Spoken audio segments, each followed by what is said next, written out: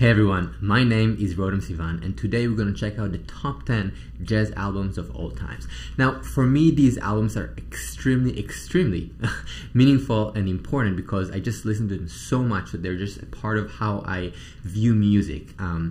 We'll go over each one of them and you'll hopefully discover some really cool things. I will also say that not only musically they're very important, but also sound quality of these records are just spectacular. So I use those records as a reference, as a sound reference, if you will, to how I want my music to be recording wise, and also if you're shopping for headphones or a stereo, that also works.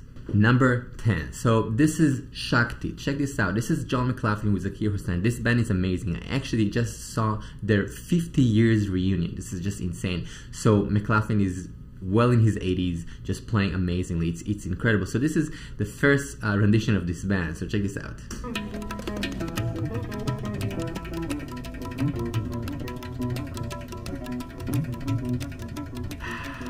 This is so good.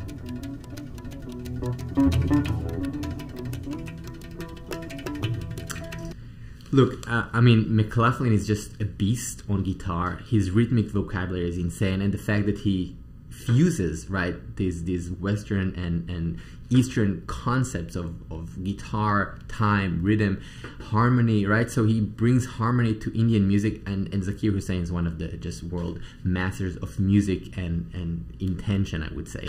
So yeah, that's number 10 for me. But again, really high. It's hard to say, right? Okay, let's go for it. Number 9 is Relaxing with the Miles Davis Quintet. The story goes that Miles wanted to get out of his contract with Prestige, but they had 4 more albums he needed to record. So he said, no problem. He went into the studio and in 2 days he recorded 4 albums, Working, Relaxing, Steaming, and Cooking. These are amazing albums that for me are very meaningful. I'm gonna play just this one here, so check this out.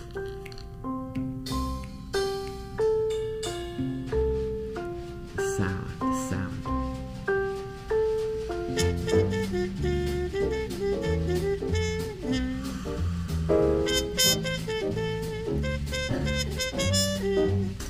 I mean, just that like little interaction, Paul Chambers on bass, like so sweet. Everything is so happening there. It's just so great, and it's nice if you know that history of the album. That it's basically kind of like quick recording session, and you hear the outtakes and like, oh, Rudy plays some block chords. You know, all these little things kind of make sense because they were like basically just hitting it. It's like almost not a jam, but like yeah, pretty close to it. It's an amazing album. Learned a lot from that, and I loved playing actually with this album. Like these whole albums, like I would take this specific song, If I Were a Bell, and like play some bass on it or drums. It's just so swinging, so you can learn so much from that. Question: what are your top 3 jazz albums of all time? Please drop a comment. I want to know and I want to find out some new music. Thanks. Number 8 is Pat Metheny live album. So I mean, this is a double album with Bill Stewart and Larry Grenadier on bass. This trio to me is amazing. It's really nice to hear Pat not only in a studio recording session but really live, and he's just destroying it. Check it out.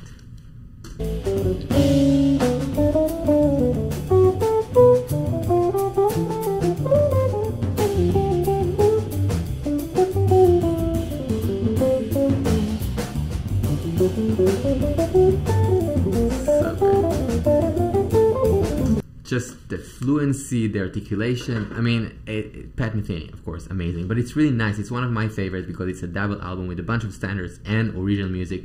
And of course, he's playing some of the old original stuff in this live performance. So for me, it's kind of epic.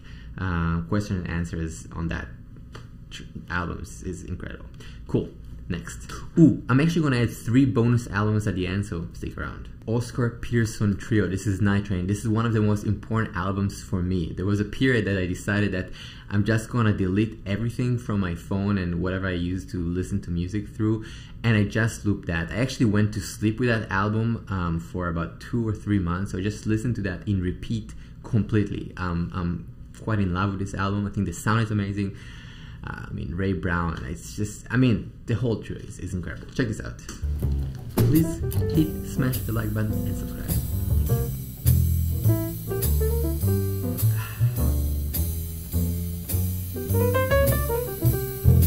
Thank you. Just so good.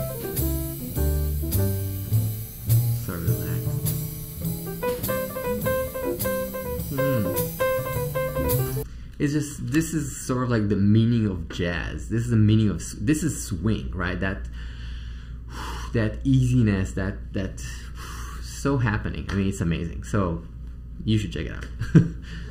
I'm a big fan of piano players. So for me, Keith Jarrett is one of the greatest of all times in everything he does. He's just tremendously amazing. So I wanted to listen to this. This is also live.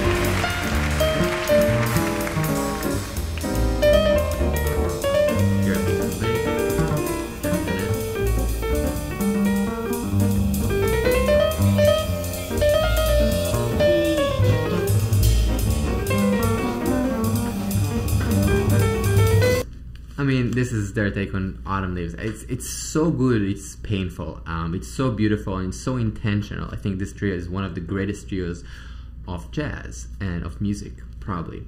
And to me, this album is beautiful because it feels so organic, and they go to this vamp and then they stay there, and even if something happens, everybody kind of hold each other together and make music. It's just a beautiful creation of intention and musicality. So check this out. I think you'll really like it.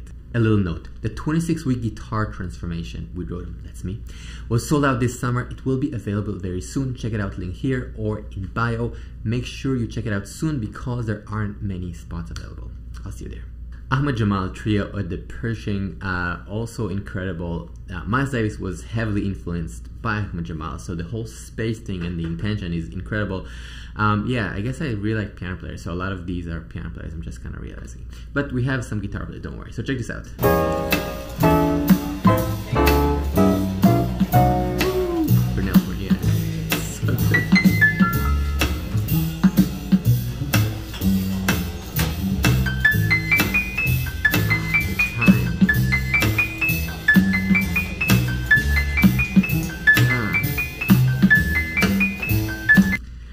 He's just a master. This trio is sort of like just like magic to me.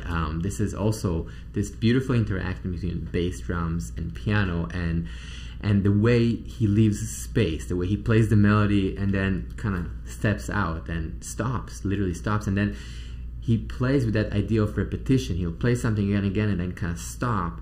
And then as a listener, he kind of plays with that because you kind of hear it again in your head, but he doesn't even play. So there's a beautiful interaction between what's happening in reality and then what happens to the listener. And somehow he really figured it out. So it's, for me, it's just tremendously influential. And I think, again, amazing piece of music.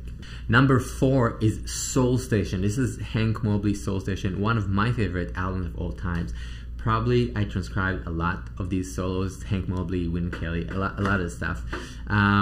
This is just like a swing party. I also used to run a lot to this specific track. It's a great like warm-up track to kind of run with. Yeah, just so happening.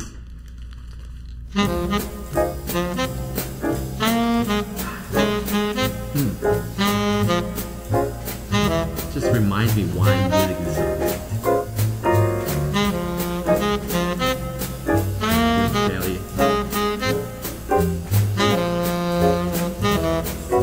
Really fun to play along to these records. I mean, it's a party. It's literally a musical party. Yeah, this is one of my favorite tracks to play to. So I'll play drums or bass. Like this is actually Adam Neely's bass, so I kind of like borrow it for a little bit. So yeah, I'll just mess around to kind of feel that groove and time and try to learn and incorporate these ideas. And of course, transcribing these solos. Always great. Live at the Village Vanguard, Volume 4. This is from 1999. Probably amazing if you could have been there. I mean, I haven't, but I mean, it just sounds so good, so fresh. This is his take of All the Things You Are in 7. Listen to this.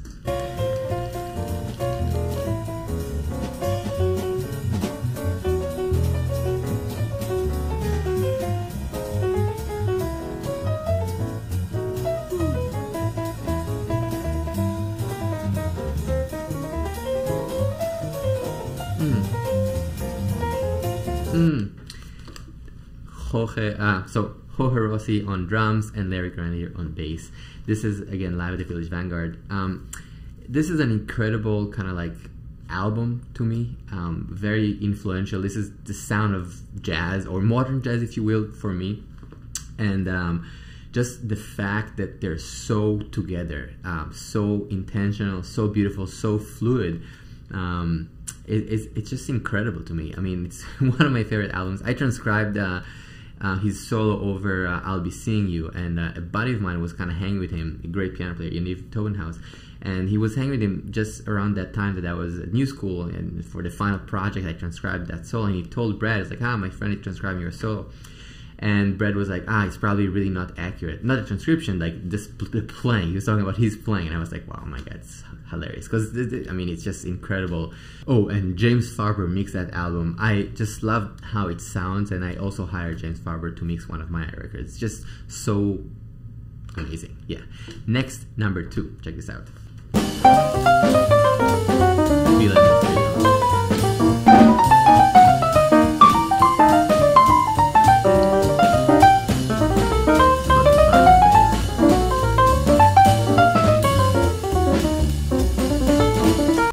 I mean, just the sound, the togetherness. For me, Bill Evans is one of the greatest of all times.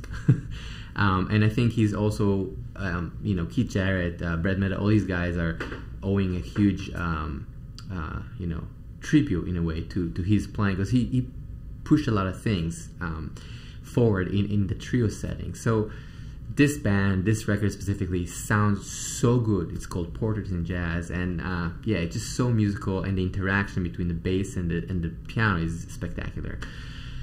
Yeah, you should listen to it. I think you're really gonna like it. Number 1. Okay, so this is, for me, one of my favorite albums. Listen to it a lot. Transcribe a bunch of stuff from there. Love to play along with this record as well. Check this out. This is Wes Montgomery. I transcribed this all, actually.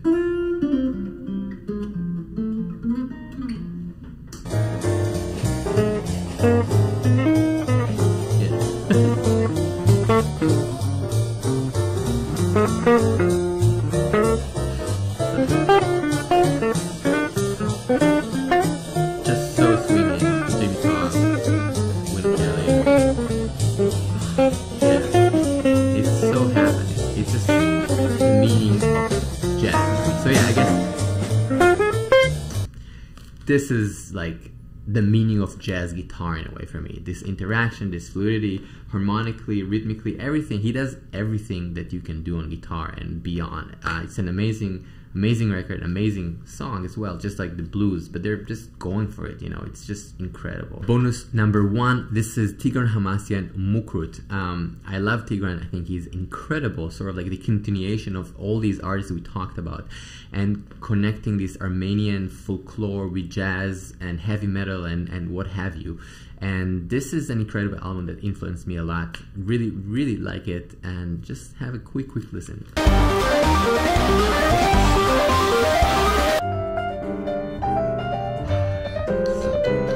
Alright, bonus number 2. Okay, this is probably one of the albums I listen to the most all the time. I bought a vinyl for that as well. I just love having it in a loop. I know these solos pretty well, transcribe a lot of these solos. A lot of these songs are my favorite to play because of Chet. So Chet Baker, Chet sings. Check this out. Time after time, I tell myself that I'm so lucky. So beautiful. And last but not least, this is In My Element by Robert Glasper. I remember being at New School then and checking that out. I'm like, wow, what is going on here? I was kind of amazed in the most beautiful way. And then I was listening to a lot of Brad, and for me that was also sort of like this continuation of piano in a way, just even more morphed into something new. So check this out real quick. Just so fresh. Yeah, I know some people will ask, why is Miles Davis, you know, kind of blue note there? Where is Coltrane? Where are different artists? There are a lot of different artists that are amazing and could not be in this list today, but they might be on that list tomorrow. Please keep listening to music. Music is very important these days. I really appreciate you being here and listening to music. I hope you discovered something new, and I'll see you very soon. Peace out.